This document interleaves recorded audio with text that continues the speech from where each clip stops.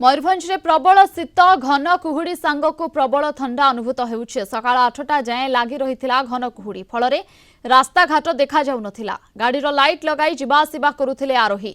घन कुहुड़ी जोगु सकाळु सिमिलीपाल जाई पारि नथिले पर्यटक।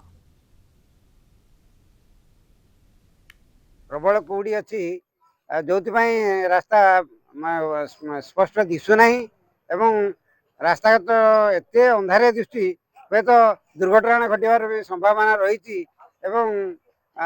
कुहुड़ीर प्रकोप धीरे धीरे बढ़ी चलती आम अनुभव कुहुड़ी बहुत मात्रा बढ़ी चलती। तो देखला बाबा एत कुहुड़ी मुह को मुह देखा जाओ तेणुक सका 8टा बाजला चाह पी तो भाव चाहिए मुह को मुह देखा जाऊ ना।